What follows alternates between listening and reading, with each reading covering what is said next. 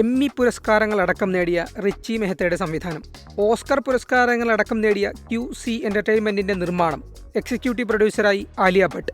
Amazon Prime വീഡിയോയിൽ stream ചെയ്യുന്ന poacher എന്ന വെബ് സീരീസ് റിലീസാവും മുൻപ് തന്നെ ഹൈപ്പുണ്ടാക്കിയതാണ്. QC എൻ്റർടൈൻമെൻറ്റിൻ്റെ ആദ്യ വെബ് സീരീസാണ് പോച്ചർ. പിന്നീടാണ് സീരീസിലേക്ക് മലയാളി താരങ്ങളായ നിമിഷ സജയനും റോഷൻ ആൻഡ്രൂസും കനി കുസൃതിയുമൊക്കെ കാസ്റ്റ് ചെയ്യപ്പെടുന്നത്. കേരളത്തിൽ 2015-ലുണ്ടായ ആനക്കൊമ്പ് വേട്ടയാണ് പോച്ചറിൻ്റെ പ്ലോട്ട്. 28ഓളം ആനകളെ തൃശ്ശൂരിലും സമീപ പ്രദേശങ്ങളിലുമായി അക്കാലത്ത് കൊന്നുതള്ളിയിരുന്നു. അപ്പോൾ സ്വാഭാവികമായും സീരീസിൽ കേരളവും മലയാളവും ഒക്കെ പ്രധാന ഘടകങ്ങളാകും. സാധാരണ രീതിയിൽ മലയാളികൾ കേട്ടിട്ടില്ലാത്ത മലയാളം പറയുന്ന കഥാപാത്രങ്ങളെ കൊണ്ടാവും ബോളിവുഡ് മലയാളികളെ ചിത്രീകരിക്കുക. എന്നാൽ പോച്ചർ അത് മാറ്റിവെച്ചു.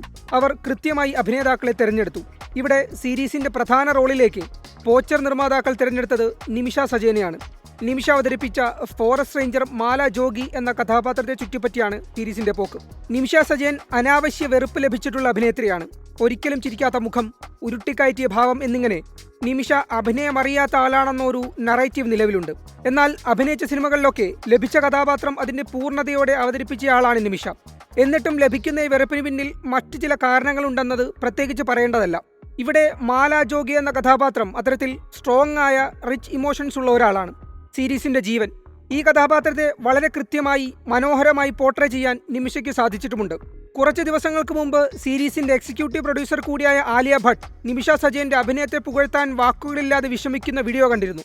ഫിലിം കമ്പാനിയൻ നൽകിയ അഭിമുഖത്തിൽ ജീവിതകാലം മുഴുവൻ താൻ നിമിഷയുടെ ആരാധികയായിരിക്കുമെന്നും അഭിനയം കണ്ട് കണ്ണു നിറഞ്ഞുവെന്നും ആലിയ പറയുന്നുണ്ട്.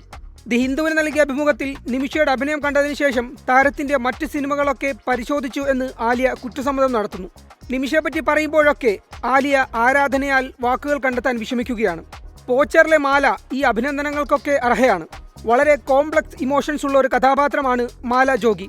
ആ ഇമോഷൻസ് ഒരു തരി പോലും ചോർന്നു പോകാതെ അവതരിപ്പിക്കാൻ നിമിഷയ്ക്ക് സാധിച്ചിട്ടുമുണ്ട്.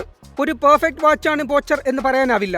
മലയാളം ഡയലോഗുകളിലെ പ്രശ്നങ്ങൾ, തിരക്കഥയിലെ ചില ലൂപ്പ് ഹോളുകൾ തുടങ്ങി ചില പ്രശ്നങ്ങളുണ്ട്. എന്നാൽ സീരീസിലെ നിമിഷ പെർഫെക്റ്റ് ആണ്.